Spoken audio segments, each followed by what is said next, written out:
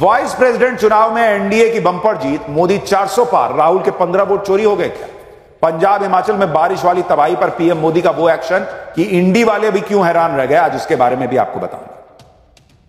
आज देश के उपराष्ट्रपति के चुनाव के लिए वोटिंग, दिन भर वोटिंग हुई, फिर शाम को रिजल्ट भी आ गया। वैसे तो रिजल्ट पहले से ही तय था कि भाई एनडीए का उम्मीदवार जीतेगा, फिर भी कुछ ऐसा हुआ कि राहुल गांधी अपने 15 वोट ढूंढते रहे कि उनके 15 वोट कहां चले, जबकि नरेंद्र मोदी ने जितने वोट सोचे थे उससे कहीं ज्यादा वोट उनके गठबंधन के कैंडिडेट को मिल गए। नरेंद्र मोदी के कैंडिडेट सीपी राधाकृष्णन ने उपराष्ट्रपति का चुनाव बंपर तरीके से जीत लिया। उन्होंने इंडी गठबंधन के कैंडिडेट बी सुदर्शन रेड्डी को हरा दिया। इस इलेक्शन में नरेंद्र मोदी 400 पार हो गए।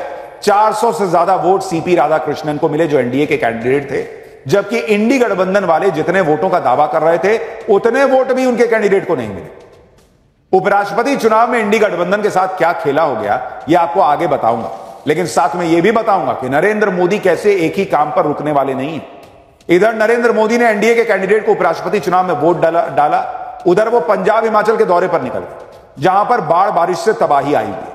जो लोग कह रहे थे कि पीएम तो विदेश के दौरों में व्यस्त है, अफगानिस्तान को मदद भेज रहे हैं, पंजाब को नहीं देख रहे, हिमाचल को मदद नहीं कर रहे, उन सभी की राजनीति को आज नरेंद्र मोदी ने एक झटके में खत्म कर दिया।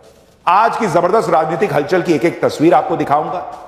पहले ट्रेलर। इस बार जो उपराष्ट्रपति चुनाव था वो कोई सामान्य चुनाव नहीं था। इंडी वालों ने खूब माहौल बनाया, सुप्रीम कोर्ट के एक पूर्व जज को कैंडिडेट बनाकर उतार दिया। इंडी वाले तो यहां तक दावा करने लगे थे कि वो चुनाव जीत जाएंगे, जबकि सब जानते थे कि नरेंद्र मोदी के नंबर के सामने संसद में इंडी वाले नहीं टिकते। लेकिन इंडी वाले अपने दावे करते रहे। जब रिजल्ट आया तो इंडी वालों ने अपने जिन नंबर्स का दावा कर रहे थे वो नंबर भी उनको नहीं मिले। उपराष्ट्रपति चुनाव में कुल 767 वोट डाले गए, जिसमें से 15 वोट इनवैलिड करार दिए। कुल 752 वैलिड वोटों में से एनडीए कैंडिडेट सीपी राधाकृष्णन को 452 वोट मिले, जबकि इंडी गठबंधन के कैंडिडेट बी सुदर्शन को 300 वोट मिले। इस तरह सीपी राधाकृष्णन ने 152 वोट के अंतर से, मैसिव मार्जिन से उपराष्ट्रपति का चुनाव जीता। उपराष्ट्रपति चुनाव में इंडी गठबंधन के साथ किस तरह खेला हो गया अब आपको यह भी बताता हूं। राहुल गांधी तो कहेंगे उनका वोट चोरी हो गया क्या? उनके उपराष्ट्रपति चुनाव की वोटिंग खत्म होने के बाद खुद कांग्रेस दावा कर रही थी कि इंडी गठबंधन सारे सांसदों ने वोटिंग की। जयराम रमेश ने लिखा था कि उपराष्ट्रपति चुनाव के लिए वोटिंग खत्म हो चुकी है, विपक्ष एकजुट रहा, उसके सभी 315 सांसद वोटिंग के लिए पहुंचे। यह अभूतपूर्व 100% मतदान है। जब इंडी के सारे सांसदों ने वोटिंग की तो फिर इंडी गठबंधन के 300 वोट ही क्यों आए? 15 कहां चले गए भाई? नरेंद्र मोदी के वोट कैसे बढ़ गए?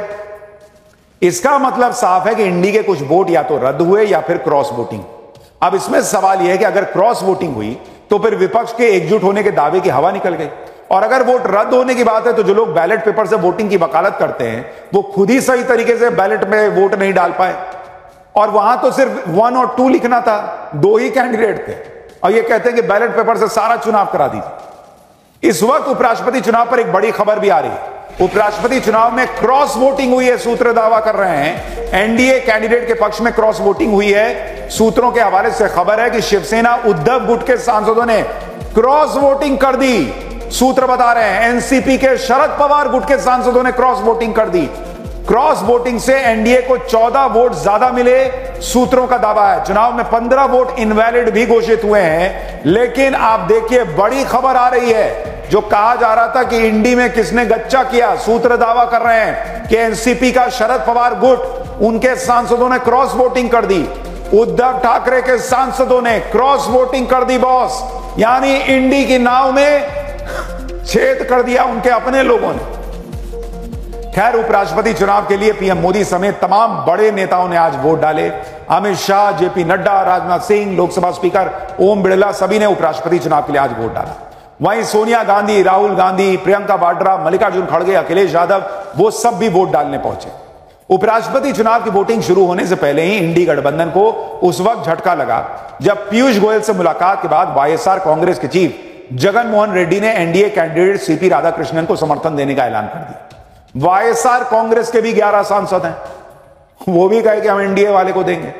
केसीआर की अगुवाई वाली बीआरएस और नवीन पटनायक के नेतृत्व वाली बीजेडी ने भी वोटिंग से दूर रहने की घोषणा कर दी। बीआरएस के 4 और बीजेडी के 7 सांसद हैं। इसके अलावा इकलौते सांसद वाली शिरोमणि अकाली दल ने भी उपराष्ट्रपति चुनाव के बॉयकॉट का ऐलान कर दिया। यानी यहां भी एक तरीके से एनडीए के समर्थन में ये लोग चले गए इनडायरेक्टली। बीजेडी और बीआरएस के वोटिंग में हिस्सा नहीं लेने के ऐलान से कांग्रेस में बेचैनी साफ नजर आई। कांग्रेस नेता उदित राज ने लिखा कि बीजेडी और बीआरएस ने उपराष्ट्रपति चुनाव के मतदान में भाग न लेने का ऐलान किया है। इस तरह से बीजेडी खुद खत्म होकर बीजेपी के लिए रास्ता प्रशस्त कर रही। तो भाई उनको जो ठीक लगा उन्होंने किया। आपका कैंडिडेट ही ऐसा था। लोग कह रहे थे कि भाई वो कैंडिडेट ऐसा है कि जो अर्बन नक्सल के साथ रहा है, सलवा जुडूम खत्म करने का फैसला दिया है, ऐसे आदमी को क्यों वोट दें? कई लोगों को लगा होगा। अब आप ये भी देखिए कि मलेशिया दौरे से लौटने के बाद राहुल गांधी भी उपराष्ट्रपति चुनाव में वोट डालने पहुंचे। बीजेपी ने राहुल गांधी का एक वीडियो भी शेयर किया जिसमें राहुल गांधी, सोनिया गांधी और मल्लिकार्जुन खड़गे के साथ वोट डालने के लिए पहुंचते नजर आ रहे हैं। वहां खड़े कुछ लोग वोटिंग के लिए रास्ता बताते हुए आगे बढ़ने का इशारा भी करते दिख रहे हैं, लेकिन राहुल गांधी अचानक दूसरी तरफ चले गए, जिसके बाद एक शख्स राहुल गांधी को बुलाने के लिए उनकी तरफ भागता हुआ नजर आया। बीजेपी ने इस वीडियो को शेयर करते हुए कैप्शन लिखा, क्या कंफ्यूजन। मतलब बीजेपी कह रही है कि सब बता रहे हैं कि इधर वोट डालना है, साहब उधर किधर चले गए। जब राहुल गांधी वोट डालकर बाहर निकले तो उनसे रिपोर्टर ने वोट पर और उनकी विदेश यात्रा पर सवाल पूछा। राहुल गांधी भड़क गए। रिपोर्टर से कहने लगे क्या वो बीजेपी के लिए काम करता है। सुनिए एक बार Rahul Gandhi. Rahul ji, sir, cast your vote, sir. Sir, you cast your vote. Would like to tell us? What would you like to say?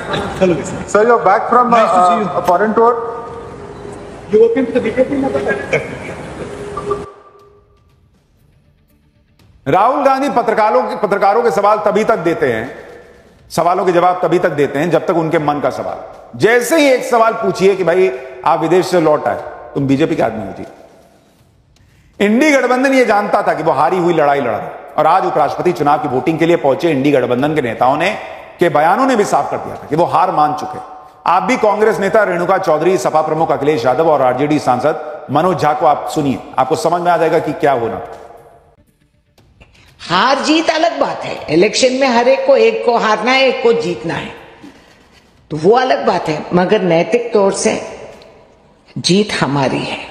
हमारा कैंडिडेट बहुत अच्छा आदमी है और आज के दिन बीआरएस को शर्म के जैसे मरना, कहीं चुल्लू भर पानी ढूंढ के जाए। नंबर्स नहीं, सवाल ये कि आप संविधान बचाने के लिए, लोकतंत्र बचाने के लिए, और जो कुछ घटनाक्रम है हम उसमें नहीं जाना चाहते हैं, लेकिन अब उपराष्ट्रपति नया होगा, नए के लिए हम लोगों ने वोट डाला है। संघ का विधान चलेगा या संविधान चलेगा, फैसला वहां होना है। आंकड़े अगर संविधान के पक्ष में नहीं आते तो ये सामूहिक चिंता का विषय होनी चाहिए। इनका कैंडिडेट जीतेगा तो संविधान के पक्ष में आंकड़े हैं, नहीं तो नहीं है। क्या हिसाब है बॉस? आपने कैंडिडेट खड़ा किया, आपको पता है आपके पास नंबर नहीं है। एक्चुअली ये लोग इसलिए भी ये सब चुनाव करते हैं, इधर उधर चुनाव लड़ने में अपना कैंडिडेट खड़ा करते हैं ताकि काडर का मनोबल बना रहे, वरना भाई उसको लग गया कि हम तो अभी आने ही वाले नहीं है बहुत साल तक, तो क्या करेगा? फिर ठंडा पड़ जाएगा, मशीन ठंडी पड़ जाएगी। इसलिए कुछ कुछ करते रहो, लड़ते फिरते रहो वाला हिसाब। उपराष्ट्रपति चुनाव में सबसे पहला वोट डालकर एनडीए कैंडिडेट की जीत का श्री गणेश करने के बाद पीएम मोदी एक और मुद्दे पर विरोधियों का मुंह बंद करने के मिशन पर निकल गए। पीएम मोदी ने आज बाढ़ प्रभावित हिमाचल प्रदेश और पंजाब का दौरा किया। सबसे पहले हिमाचल प्रदेश पहुंचे। उन्होंने लैंडस्लाइड और बादल फटने की वजह से हुई तबाही का हवाई सर्वे किया। इसके बाद उन्होंने राहत और बचाव के काम में जुटी एनडीआरएफ और एसडीआरएफ की टीम के साथ बैठक की और हादसे से हुए नुकसान की पूरी जानकारी दी। पीएम मोदी ने आपदा से प्रभावित परिवारों से मुलाकात कर उनका दर्द भी सुना। इस दौरान पीएम मोदी ने आपदा में अपने माता पिता को खोने वाली 11 महीने की बच्ची को गोद में भी लिया। हिमाचल प्रदेश के बाद पीएम मोदी ने बाढ़ प्रभावित पंजाब का दौरा किया। पंजाब में भी उन्होंने बाढ़ से हुए नुकसान को जानने के लिए बाढ़ प्रभावित इलाकों का हवाई सर्वे किया। पीएम मोदी ने बाढ़ की सबसे ज्यादा मार झेल रहे गुरदासपुर में रेस्क्यू टीम के साथ बैठक की और बाढ़ पीड़ितों से मुलाकात कर उनका हाल जाना। नरेंद्र मोदी ने न सिर्फ पंजाब हिमाचल का दौरा किया बल्कि केंद्र की तरफ से बड़ी मदद का ऐलान भी कर दिया। पंजाब के लिए 1600 करोड़ की मदद का ऐलान किया गया है, जबकि हिमाचल प्रदेश को 1500 करोड़ की सहायता देने की घोषणा की गई। इसके अलावा बाढ़ और लैंडस्लाइड में मारे गए लोगों के परिवार वालों को 2-2 लाख रुपए की मदद और घायलों के लिए 50,000 की मदद की घोषणा की गई। इतना ही नहीं, बाढ़ और लैंडस्लाइड की वजह से अनाथ हुए बच्चों के लिए पीएम केयर्स फॉर चिल्ड्रन योजना के तहत मदद की जाएगी। किसानों की मदद के लिए पीएम किसान सम्मान निधि की राशि एडवांस में बांटने का ऐलान कर दिया गया है। पीएम आवास योजना के तहत बाढ़ और लैंडस्लाइड की चपेट में आए घरों की मरम्मत भी करवाई जाएगी। समग्र शिक्षा अभियान के तहत स्कूलों की मरम्मत होगी। इसके अलावा बाढ़ और लैंडस्लाइड की वजह से जिन हाईवेज को नुकसान हुआ उनकी मरम्मत करवाई जाएगी। यानी जो लोग ये कहते हैं कि अरे पंजाब में तो अपोजिशन की सरकार है, हिमाचल में अपोजिशन की सरकार है, इसलिए मोदी ध्यान नहीं दे रहे, ध्यान भी दिया और जो एक प्रधानमंत्री का फर्ज है वो भी निभाया कि हां मदद की जाएगी। खैर ये सब तो चलता रहेगा। पाठशाला में अगली क्लास जिसमें आपको दिखाने जा रहा हूं क्या हिंदू राष्ट्र बनाने निकले बागेश्वर बाबा मुसलमान हैं, किस मौलाना के दावे पर हंगामा मच गया। बागेश्वर बाबा ने मुसलमानों पर ऐसा क्या कह दिया कि अखिलेश ओवैसी की पार्टी को आग लग गई। अब इसका चलता हिंदू राष्ट्र पर बागेश्वर बाबा खुलकर अपनी बात रखते हैं, ये तो किसी से छुपा नहीं। भारत को हिंदू राष्ट्र बनाने के लिए एक पदयात्रा कर चुके हैं, नवंबर में दूसरी शुरू कर रहे हैं। लेकिन उससे पहले बागेश्वर बाबा ने ऐसी बात क्या कह दी जिससे भयंकर हलचल मच गई। बागेश्वर बाबा ने कहा कि असली मुसलमान विदेशों में रहते, भारत के मुस्लिम कन्वर्टेड मुसलमानों के पूर्वज भी सनातनी निकलेंगे। मंदिर मदरसों में राष्ट्रगान बजाना चाहिए जिससे देशभक्त और देशद्रोहियों का पता चल सके। बागेश्वर बाबा की इन बातों से भयंकर हंगामा मच गया।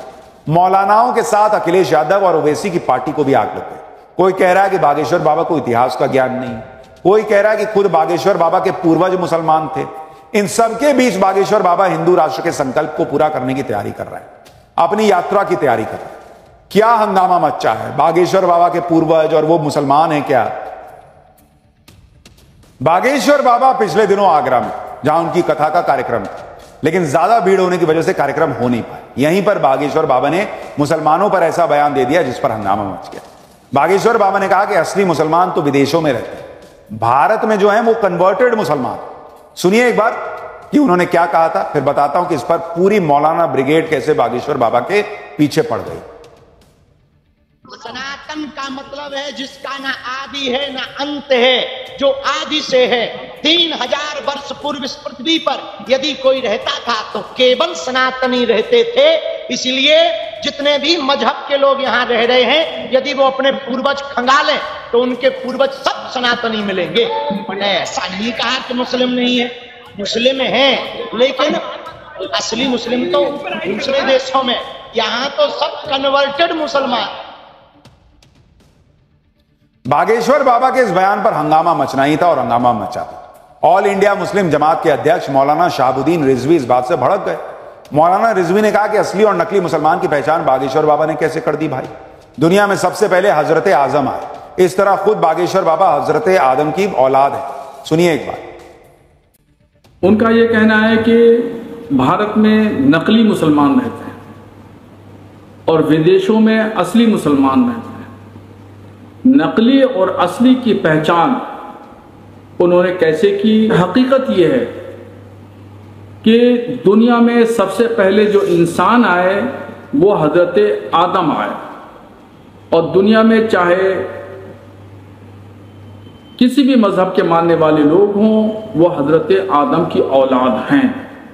धीरेन्द्र शास्त्री भी हजरत आदम अलैहिस्सलाम की औलाद हैं और हजरत आदम अलैहिस्सलाम मुसलमान थे। तो अब उनकी औलादों को क्या कहेंगे और धीरेन्द्र शास्त्री जी को क्या कहा जाएगा। यानी इन लोगों ने इनडायरेक्टली कह दिया कि बागेश्वर बाबा भी मुसलमान। बागेश्वर बाबा के बयान पर ओवैसी की पार्टी AIMIM भी भड़की हुई। उत्तर प्रदेश में AIMIM के प्रदेश अध्यक्ष शौकत अली ने बागेश्वर बाबा के बयान को भड़काऊ बताया। ओवैसी के नेता ने कहा कि बागेश्वर बाबा के पूर्वज तो मुसलमान थे, बागेश्वर बाबा तो चोरी किया हुआ माल है। सुनिए एक बार उनको। मुझे लगता है कि ये नकली हिंदू है। धीरेन्द्र शास्त्री जो है, देखिए इस दुनिया में सबसे पहला शख्स अगर कोई आया तो उसका नाम था आदम अलैहिस्सलाम। ये हमारा मानना है, हमारा फेथ है। माई हवा उनकी जो वाइफ थी, और वहीं से इंसानियत शुरू हुई, आदम से आदमियत, आदम आदम बना। तो मेरा मानना यह है कि धीरेन्द्र शास्त्री का कि जो अतीत जो माजी है ना, वो मुसलमान थे, वो बाद में चोरी किया हुआ माल है। यानी सारे लोग अब बागेश्वर बाबा के पीछे पड़े हुए। बागेश्वर बाबा ने सिर्फ मुसलमानों पर ही बयान नहीं दिया, बागेश्वर बाबा ने हिंदू राष्ट्र पर एक बार फिर से बयान दे दिया। बागेश्वर बाबा ने कहा कि वो भारत को हिंदू राष्ट्र बनाने के लिए 7 नवंबर से पदयात्रा करने वाले हैं। भारत को हिंदू राष्ट्र बनाने का संकल्प पूरा करने के लिए वो हर संभव कोशिश कर रहे हैं। बागेश्वर बाबा के इस बयान पर ओवैसी की पार्टी ने कहा कि वो हिंदू राष्ट्र की बात कर रहे हैं, अगर हम मुस्लिम देश की बात कर रहे हैं तो हम पर FIR हो जाएगी। हम ब्रज क्षेत्र में 7 नवंबर से 16 नवंबर तक भारत को हिंदू राष्ट्र बनाने के लिए, यमुना जी को बचाने के लिए और हिंदुओं को एक करने के लिए पैदल यात्रा कर रहे हैं। ब्रज में आएंगे और भगवान कृष्ण लला को बैठाने का निवेदन करेंगे। वो आए दिन हिंदू राष्ट्र की बात करते हैं, कैसे वो हिंदू राष्ट्र बनाएंगे? अगर मैं कहूं कि हाँ ठीक है मैं मुस्लिम राष्ट्र बनाऊंगा तो आप उसमें मुकदमा कर दोगे। वो हिंदू राष्ट्र, अगर वो हिंदू राष्ट्र की बात करेंगे तो हम मुस्लिम लोग उठेंगे, कहेंगे मुस्लिम राष्ट्र। तो ये लोग देश के अंदर लोगों की भावनाओं को भड़का रहे हैं। अब ओवैसी की पार्टी कुछ भी कहती रहे, बागेश्वर बाबा पर कोई फर्क पड़ता दिख नहीं रहा। बागेश्वर बाबा जानते हैं कि उनकी बातों से कुछ लोगों को मिर्ची तो लगती है, इसलिए बागेश्वर बाबा खुलकर हिंदू राष्ट्र की जय के नारे भी लगवा रहे हैं। सुनिए एक बार। बागेश्वर बाबा की बातों से जितना लोग चिढ़ते हैं, बागेश्वर बाबा उतना ही मुखर होकर अपनी बात कहते। बागेश्वर बाबा ने कहा कि मंदिरों, मदरसों और गिरजाघरों में राष्ट्रगान बजाओ। उनका यह उपदेश खतरनाक है, लेकिन वो किसी की परवाह नहीं करते। वो कह रहे हैं कि इससे पता चलेगा देशभक्त कौन है। सुनिए एक बार। बागेश्वर बाबा ने राष्ट्रगान बजाने की बात कही। अब इस पर किसी को क्या आपत्ति हो सकती है, लेकिन अखिलेश यादव की पार्टी को इससे भी दिक्कत हो गई। समाजवादी पार्टी के सांसद जियाउर रहमान बर्क ने कहा कि बागेश्वर बाबा लोगों को गुमराह करते। देशभक्ति बोलने से नहीं होती, इसे साबित भी करना पड़ता है। देश की मोहब्बत के लिए सिर्फ जुबान के चंद देशभक्ति के गीत गाने से देशभक्ति साबित नहीं होती। वो चीज तो अपनी जगह है, जो हमारा देशभक्ति तराना है वो तो अपनी जगह है, उसकी तो हम सम्मान करते हैं और करते रहेंगे। लेकिन उसके साथ साथ अपनी साबित करने के लिए अपनी कुर्बानी भी देनी पड़ती है, जिस तरह से लोगों ने की है। तो इसलिए इस प्रकार की सिर्फ बात कर करके लोगों को सिर्फ गुमराह नहीं करना चाहिए, बल्कि सच्चे आप देशभक्त हो उसको साबित कर करके भी दिखाओ। कुल मिलाकर बागेश्वर बाबा के बयानों पर तगड़ा हंगामा मचा हुआ है। मौलानाओं से लेकर नेता तक बागेश्वर बाबा पर हमले कर रहे हैं, लेकिन बागेश्वर बाबा तो अपनी धुन में रहते हैं, उन पर कोई असर दिख नहीं रहा। बागेश्वर बाबा जहां जाते हैं वहां उनकी चर्चा होती है। अब वो बागेश्वर बाबा एक बार फिर से बिहार के दौरे पर जाने वाले हैं, जहां इसी साल विधानसभा चुनाव होने वाले हैं। बागेश्वर बाबा बिहार के गया जी जाने वाले हैं। 10 से 16 सितंबर तक गया जी में कथा करेंगे, पितृतर्पण, त्रिपिंडी श्राद्ध, पिंडदान और एकादश भागवत करेंगे। बागेश्वर बाबा का दरबार उनके होटल में ही लगेगा। बागेश्वर बाबा के बिहार दौरे पर भी घमासान होना तय माना जा रहा है, क्योंकि पिछली बार जब बागेश्वर बाबा बिहार गए थे तो हंगामा खूब हुआ था। बागेश्वर बाबा हिंदू राष्ट्र के लिए पदयात्रा निकालने वाले हैं। श्राद्ध के दौरान गया जी में पिंडदान करने वाले हैं। बागेश्वर बाबा के ये रूप आपने पहले भी देखे। अब हम आपको दिखाते हैं बागेश्वर बाबा की वो तस्वीर जो शायद आपने न देखी। बागेश्वर बाबा बेहद सादगी से भी रहते हैं और आम आदमी की तरह बागेश्वर धाम में भोजन करते हैं। ये तस्वीर जैसे देखिए, एक आम भक्त की तरह हाथ में थाली लिए लाइन में लगकर भोजन लेते हैं और फिर जमीन पर बैठकर भोजन ग्रहण करते हैं। देखिए कैसे लाइन में जा रहे हैं और भोजन ले रहे हैं। ये नहीं कि भाई बागेश्वर धाम है, मैं यहां पर हूं, मेरे लिए खाना ले आओ। जैसे सब लाइन में लगे हैं वैसे ही लाइन में लग के और जमीन पर बैठ के खाना खा रहे हैं। ये दोनों मिला के बैठेगा 427। अब आज वोट कितने मिले एनडीए को, एनडीए के कैंडिडेट को, सीपी राधाकृष्णन को वोट कितने मिले? 452। यानी कितना हो गया? 25 प्लस वोट मिल गया बॉस। भाई 427 है एनडीए में, वोट मिला 452। अतिरिक्त सांसदों का समर्थन 25 प्लस। अब तो ये तो बैलेट से वोटिंग हुई है, कोई ये भी नहीं कह सकता कि ईवीएम में डाले वोट उधर चला गया इधर। अब राहुल गांधी की परिभाषा से वोट चोरी हुआ या नहीं हुआ ये तो वही जाने, लेकिन आपको इंडी वालों का हाल दिखाता हूं। 315, इन दोनों को जोड़ दीजिए तो 315 बैठते। लेकिन वोट मिले कितने? उनको वोट मिले 300, यानी -15 लेबल आए। यहां भी 15 गायब हो गए। यानी नरेंद्र मोदी के नंबर बढ़ गए, जितने आने थे उससे ज्यादा आ गए, और राहुल गांधी के जितने नंबर आने थे उससे कम हो गए। अब कहीं इसमें भी वोट चोरी का नारा ना हो जाए। लॉजिक के हिसाब से अगर आप देखिएगा इस चुनाव में क्या हुआ है, जरा इसको देखिए। उपराष्ट्रपति चुनाव, उपराष्ट्रपति का चुनाव जो हुआ उसमें आपको बताता हूं कि किसके साथ क्या हुआ। अब आप देखिए एनडीए, यानी नरेंद्र मोदी के नेतृत्व में जो एनडीए था, इनके लोकसभा में कितने सांसद हैं? इनके लोकसभा सांसद अगर आप देखिएगा तो वो है 293 लोकसभा में एनडीए के। राज्यसभा में कितने सांसद हैं? राज्यसभा में इनके सांसद हैं 134। तो दोनों जोड़ दीजिएगा तो ये कुल कितना बैठा बॉस? ये दोनों मिला के बैठेगा 427। अब आज वोट कितने मिले एनडीए को, एनडीए के कैंडिडेट को, सीपी राधाकृष्णन को वोट कितने मिले? 452। यानी कितना हो गया? 25 प्लस वोट मिल गया बॉस। भाई 427 है एनडीए में, वोट मिला 452, अतिरिक्त सांसदों का समर्थन 25 प्लस। अब तो ये तो बैलेट से वोटिंग हुई है, कोई ये भी नहीं कह सकता कि ईवीएम में डाले वोट उधर चला गया इधर। अब राहुल गांधी की परिभाषा से वोट चोरी हुआ या नहीं हुआ ये तो वही जाने, लेकिन आपको इंडी वालों का हाल दिखाता हूं कि इंडी वालों के साथ क्या खेला हो गया। इंडी गठबंधन के लोकसभा में कितने सांसद हैं भाई? उनके हैं 234 सांसद हैं उनके लोकसभा में। उनके राज्यसभा में कितना का समर्थन है? 91 के करीब कहा जाता है कि उनका राज्यसभा में समर्थन। तो उनके कुल वोट कितने हो गए? 315। इन दोनों को जोड़ दीजिए तो 315 बैठता है। लेकिन वोट मिले कितने? उनको वोट मिले 300, यानी -15 लेबल आया। यहां भी 15 गायब हो गए। यानी नरेंद्र मोदी के नंबर बढ़ गए, जितने आने थे उससे ज्यादा आ गए, और राहुल गांधी के जितने नंबर आने थे उससे कम हो गए। अब कहीं इसमें भी वोट चोरी का नारा ना हो जाए कि भाई वोट चोरी हुई है।